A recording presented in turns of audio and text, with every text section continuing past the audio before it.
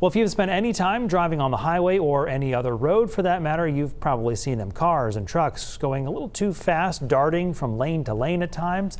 That has the attention of police agencies here in Maine and in fact all across New England. News Center Maine's Pearl Small joins us live in the studio with what they plan to do about it now. Hi, Pearl. Hey, Brian. Over the next 2 days, agencies in Maine and other states will be increasing patrols, cracking down on drivers who are putting themselves and the rest of us at risk. And to hammer the point home, at a news conference today, first responders shared with us why they believe getting the message out is so important. I remember hearing the location over the radio and thinking the road was not a road we normally respond to for these types of accidents.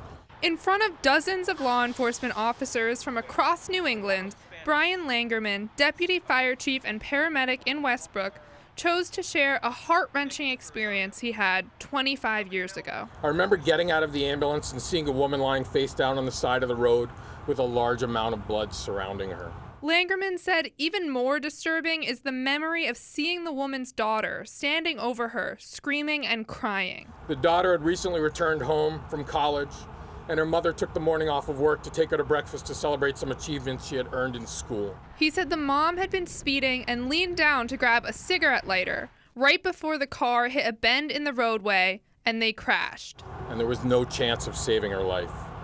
As Maine joins other New England states for 2 days of increased patrols to monitor speeding, Langerman says there's a reason he told this story. I don't feel like it's a unique story. I feel like it's one that's happened over and over again. Fatal accidents in Maine are at the highest they've been in 5 years, and Maine's Highway Safety Director Lauren Stewart says speed is playing a huge part in the increase. Lots of times it's on a rural road that isn't designed for the types of speeds that these people are doing. This effort to increase speed monitoring across the region is part of combating that. In Maine, Stewart says efforts will go beyond more than just 2 days. So our law enforcement will be out all summer looking for speeders and trying to save lives.